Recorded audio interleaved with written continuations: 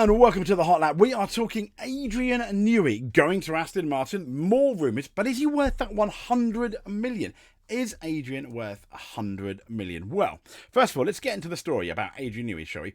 So this supposed sensational switch from Aston Martin has rumoured to be finalised, with Mr. Newey apparently getting 100 million. Yeah, you probably guessed that in the thumbnail. But the 100 million is not over 1 year, it's over 3 years. At least that's the claim from former Formula One and Red Bull driver Robert Dornbus, who said Newey will be granted, I like this, major input in technical decisions. Yep, the man designing the car has major input in technical decisions.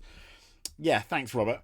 So Newey announced on May the 1st that he's going to leave Red Bull in 2025, having masterminded the team's success when you look at Sebastian Vettel and Max Verstappen. Now, in the terms of Newey's exit, most people have like a long gardening leave, but his manager, I think this was as much as a surprise as was his initial Red Bull exit. Well, maybe not so much. The Red Bull exit being, arguably less of a surprise.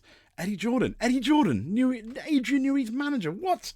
But that's going to allow him to work, this gardening leave that they've negotiated, allow him to work with a new team in 2025. Now, the F1 designer is going to be sidestepping this period of gardening leave, which, as I mentioned, is commonplace in most F1 contracts, and it's going to allow Newey to play what could be a very influential role in whatever team he goes to for designing that car under the 2026 regulations. Ferrari were initially regarded as the favourites to sign Newey. I thought that would be the case as well, but persistent rumours over the recent months have pointed towards Aston Martin, and reports from Italy claimed also that Newey had decided to move to Aston Martin, with Dornbus once again on his LinkedIn page saying the deal has been finalised, writing obviously the technical, yes, input on technical decisions. But Aston Martin, with its state-of-the-art factory, as we know, was completed last year, and supposedly they told everyone to have a long lunch break and gave Adrian Newey a tour. And this official announcement is meant to be due in September. Dornbus, who, if you don't know, he had 11 Grand Prix starts for Red Bull across 05 and 06, also shed light on how the Newey Ferrari talks broke down. We spoke about that not long ago, but he did add that Newey's demands were high, and he sought a salary double of what he earned at Red Bull, but he's not there for the money, it's said in his book, and greater control over technical staff. That obviously proved too much for the Ferrari boss, Frederick Vasseur, and the negotiations ultimately fell through. Newey wanted too much power, and I kind of get it, because ultimately Fred Vasseur's the boss. Now, if they were going to be like, no, I want to be the firing of the engineers, if that was an absolute, then I can almost imagine Fred going, no, sorry, I'm the boss. Obviously, we weren't privy to those conversations. But if confirmed, Newey's move to Aston will see him join a star-studded operation. For only last month, we've got a former Mercedes engine guru, Andy Cowell, and ex-Ferrari technical boss, Enrico Cardil. 3 big-name hires. It's interesting about the three big-name hires. I think we know Dan Fallows is there as well. Why? Well, the budget cap allows you to have 3 of your top-paid people. It doesn't count. I don't know if Lawrence Stroll is a top-paid person.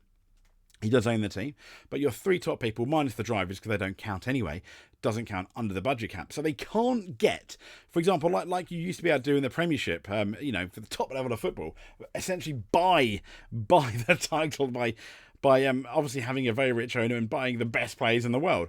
You can't do that in terms of the technical regulations anymore and buy the best engineers and everything and pay them top level because of that budget cap, which is quite interesting.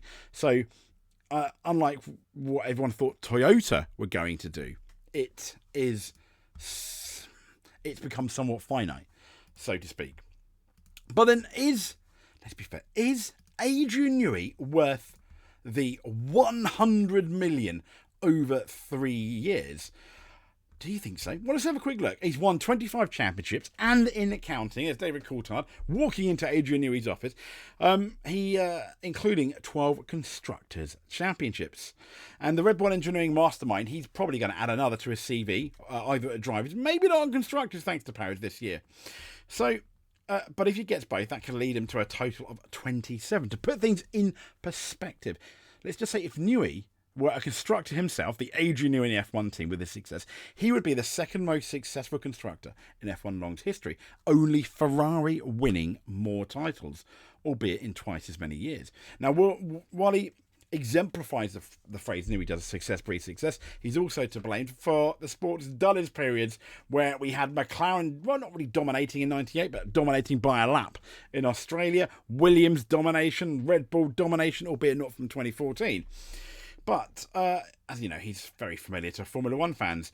And he's turned many names into legends. F1 has. I mean, look at the legends of Fangio, Lauda, Senna, Schumacher, Hamilton, Verstappen. They will all live on, just like Adrian Newey in popular culture. However, Newey, funnily enough, has outscored them all. And we should be of the view that he is one of the most talented people in terms of one man in Formula One. So is he worth 100 million? I would make an argument. When you look at his success, when you look at his CV, absolutely he is worth that 100 million pounds. Without a shadow of a doubt, he is worth the 100 million. I mean, he is the man, the most successful man in Formula One. But I still think he's selling out. Going to Aston Martin. One of the commenters said on the sellout thing. It was the Ryan Pullen today at the time. What if, he said, what if Adrian Newey gets technical director and also that minority share at Aston Martin? I would like to know your thoughts of this. So, if Adrian Newey gets technical director, which it looks like he has, brilliant. Now, the minority share, I think, would definitely... I mean, to be fair, I know I'm calling it a sellout, mate, but how could you, of Adrian Newey, turn down owning part of either Aston Martin or the Aston Martin F1 team? Because then you're owning your own success, aren't you? And let's be fair, you're probably going to retire there and be an Aston Martin there for life, which I think is a really good idea for Aston Martin. But then if you own it, surely, if Adrian Newey owns it and wants decisions... I would want decisions on drivers. Okay, I get it. I couldn't have the final say. But if I was Adrian, I'd most certainly want yes and no on particular drivers. Why is Lance Stroll on Aston Martin? Because his dad's the owner. Should he be there? Nope. There's so many more talented people that should be there. And that would be my concern with Adrian Newey going over there. Being Aston Martin are not quite as serious as some of the other teams because of that reason. Understandably, if Lawrence Stroll his ultimate plan is to get Lance the championship, I think unless he improves almost overnight, winning in the best car doesn't always, doesn't always make you a great driver. For example, 2021, either Max or Lewis winning that championship was going to be amazing because it was so close. So I imagine if you forgot the way that horrible championship ended, Max Verstappen probably holds in regard in some way the 21 championship maybe better than the 22 and 23, which he just skipped to. For example, in the same instances, I'm sure Michael Schumacher holds in regard that 2000 Ferrari championship a lot better, for example, than the 2004 or the 2002 Ferrari championship, which he absolutely dominated and run to. So, I mean, there's that. So when you got the best car equally and team orders, which did happen in Formula 3 for Lance Stroll, yeah. But there we go. If you got off the minority share, it's very difficult to say no, isn't it? I was kind of hoping maybe Williams would have offered in them, but there we go. It's not set in stone yet, but very, very likely. So Adrian Newey, the best man in Formula One, in our opinion. We will speak to you soon. If you want more F1 content, give us a subscribe. Hit that notification button so you don't miss a video, and we'll speak to you soon. Thank you very much.